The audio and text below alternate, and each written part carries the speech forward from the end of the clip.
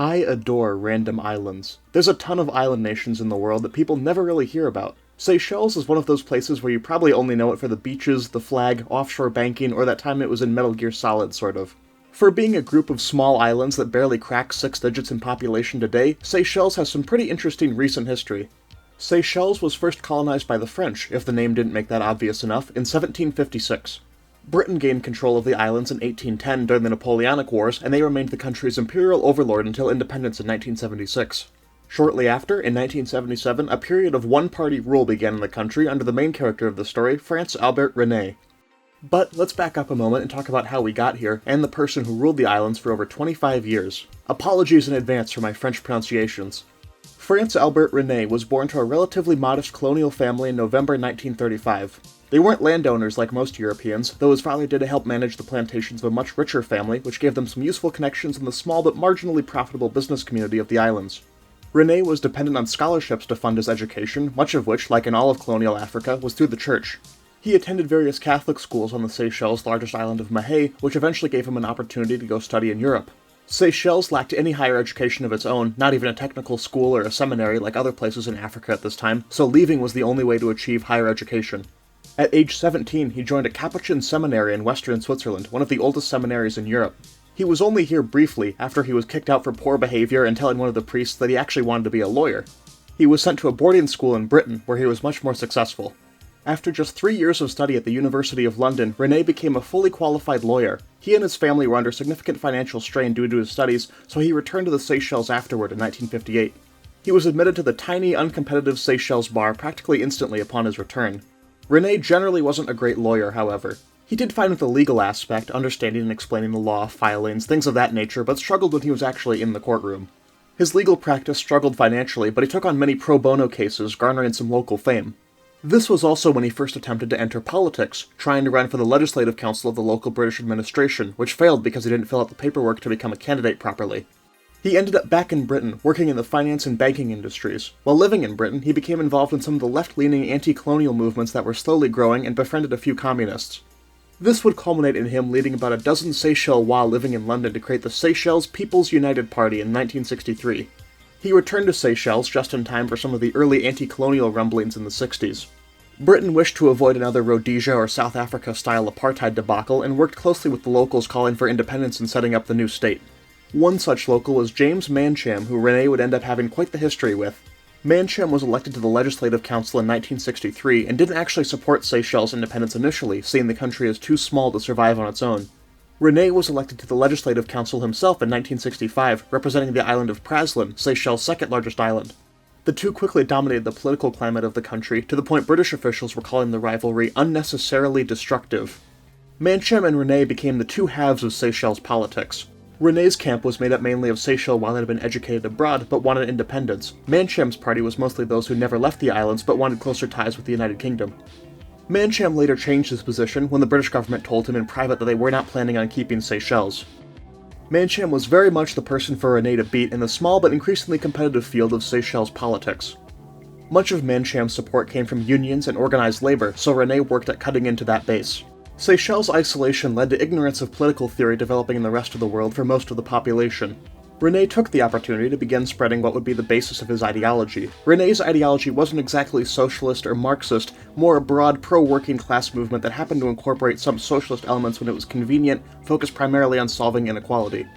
René also made some attacks against the Catholic Church. Seemingly this was personal for him, still upset about his disputes with the Church earlier in life.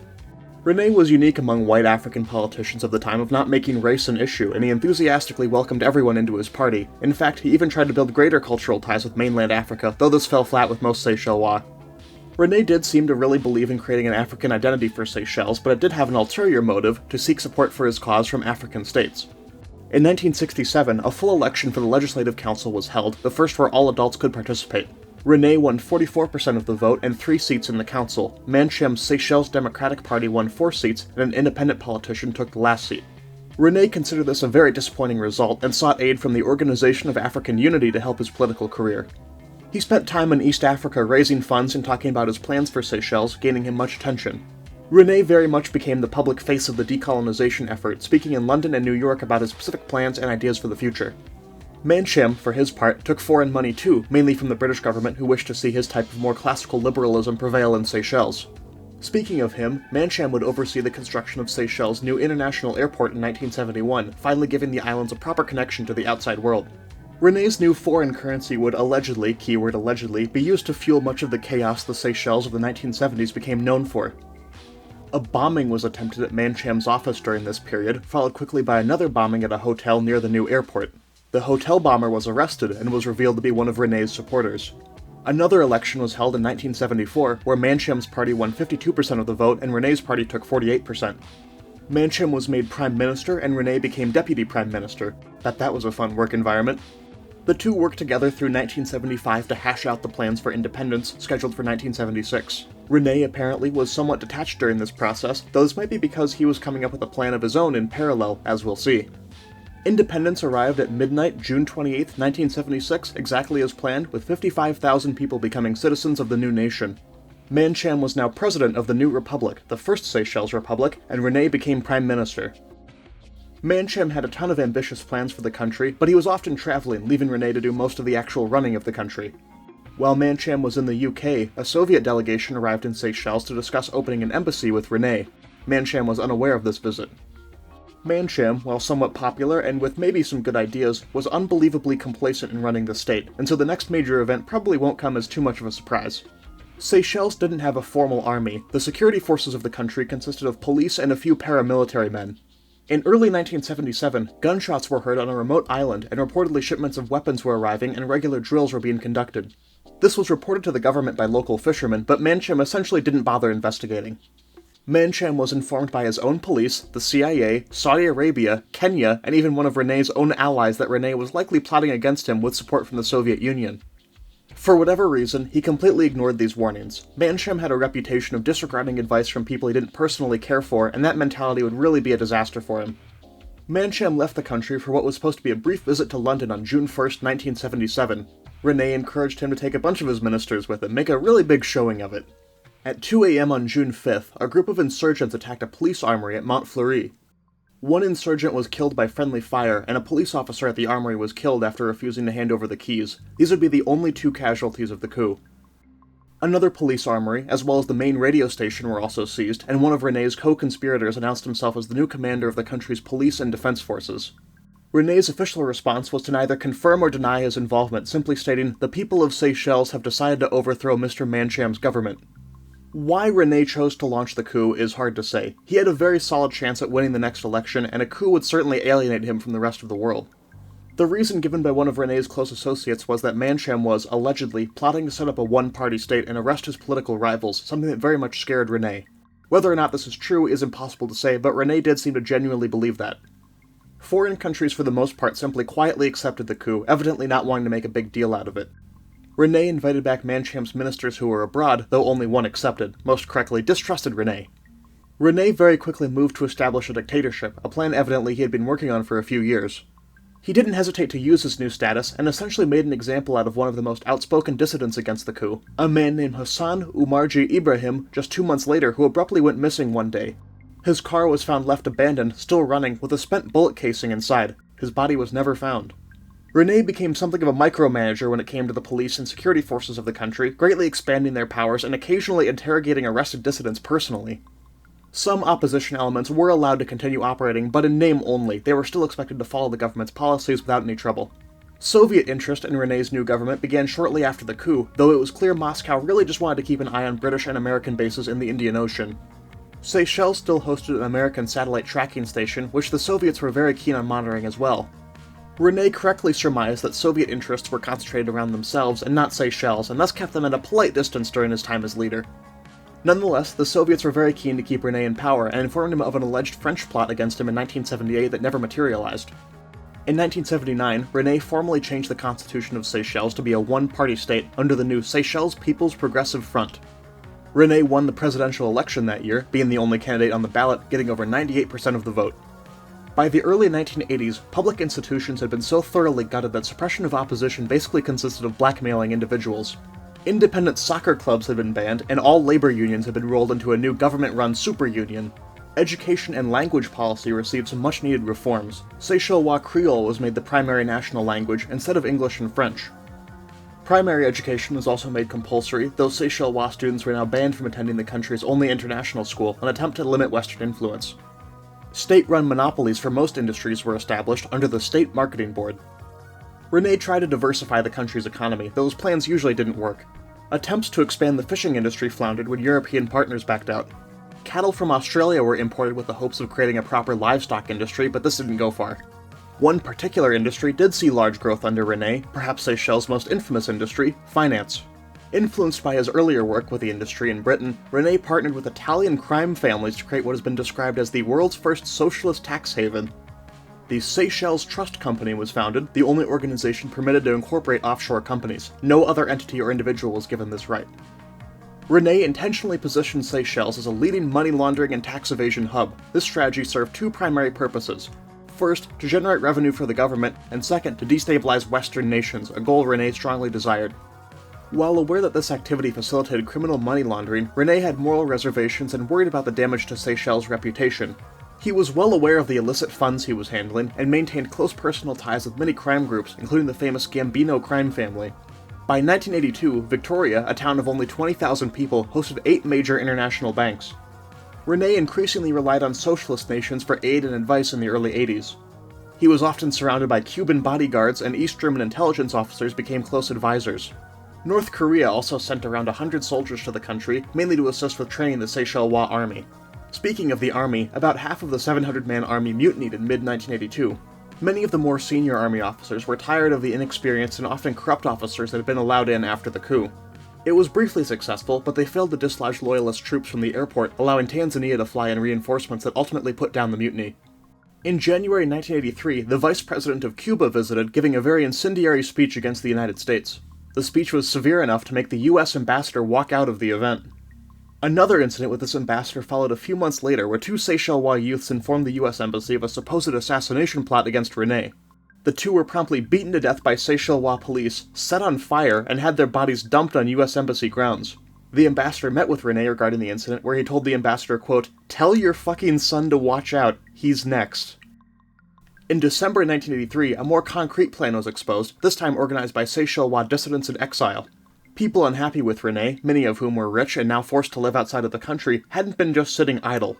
South African mercenaries had been successfully trained and funded and given the objective of making a daring helicopter attack against the capital. Rene's intelligence services had picked up on the plot beforehand, and the mercenary leaders were arrested by South Africa at his request. If Rene could be considered paranoid and ruthless before, then this certainly didn't help that.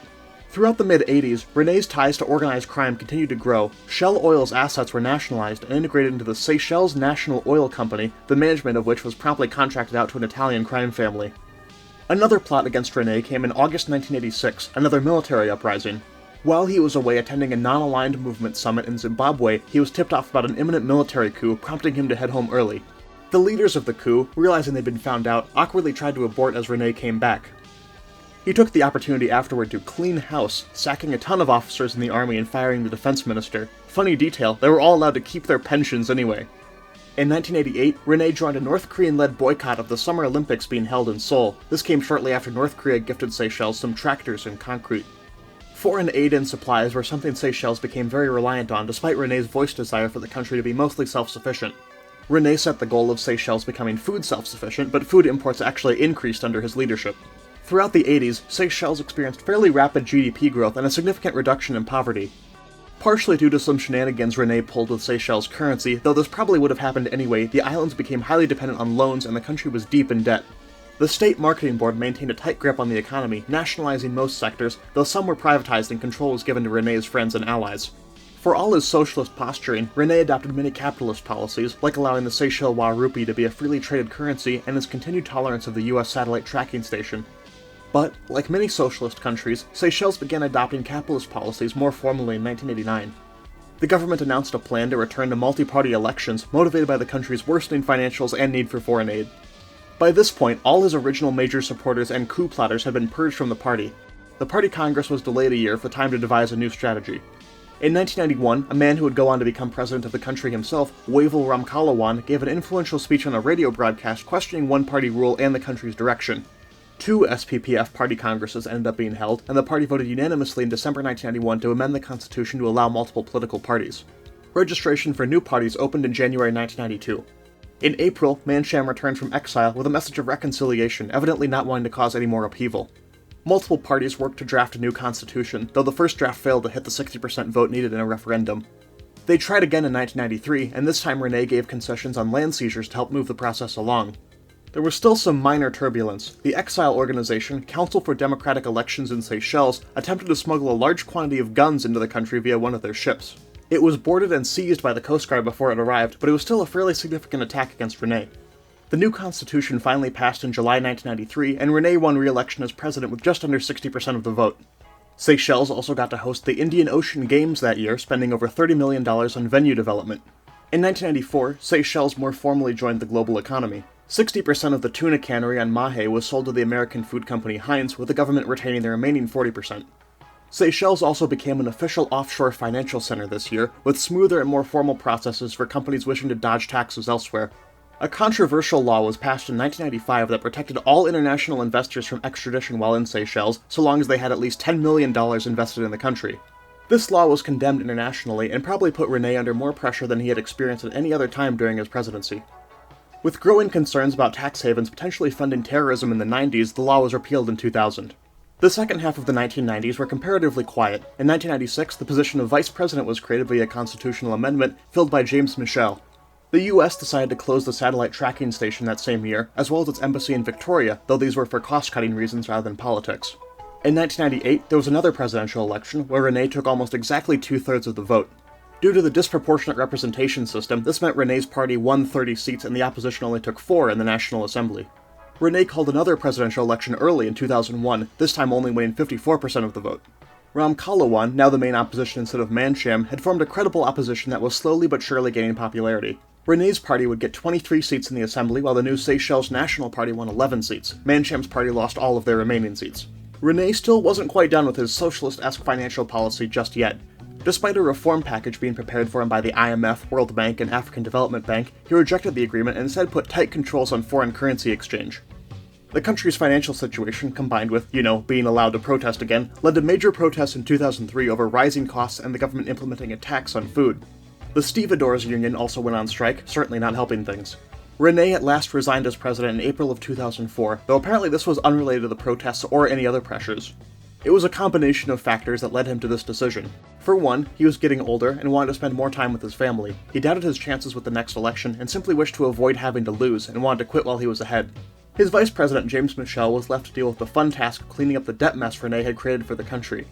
To his credit, he handled it fairly well and was able to stay in power until he too resigned in 2016. Seychelles would add additional restrictions on its financial system throughout the 2000s, mainly to combat money laundering. Through the 2000s and to the present day, Seychelles maintained the highest standard of living in Africa and is one of 2 countries on the continent to be in the Very High Human Development Index category. In 2018, the Truth, Reconciliation, and National Unity Commission was established by the now opposition-controlled Assembly. The primary objective was to thoroughly investigate the country's history from the coup onward and to prevent the country from having an unmentionable past. Rene passed away in February 2019, a few months before the commission opened. He was reportedly unbothered by its creation, confident that he had made the right decisions, no matter what the commission said. 426 cases were filed with the commission, and all but 6 were deemed eligible for further investigation. In many cases, official records related to filed cases were not found, and the commission heavily relied on testimony given under oath, which was usually accepted uncritically. The commission closed in 2023, with 124 cases closed and approximately 1,200 witnesses and suspects appearing at the hearings. The commission was mostly around reconciliation rather than retribution, simply getting to the bottom of many matters that were still in dispute. Rene, for the most part, is still remembered somewhat positively in Seychelles today, being seen as a benevolent dictator that got the country where it is today. While there were many negative aspects of his rule and many people were hurt, he also allowed Seychelles to become the modern, developed nation that it is. It isn't an understatement to say he built the modern Seychelles identity, creating a proud national character, not content for the nation to be nothing but people who were thrown together by circumstance. He is remembered today as a controversial but perhaps needed figure. While harsh, he gave the country direction, and turned a fairly obscure colonial outpost into one of the most prosperous in Africa.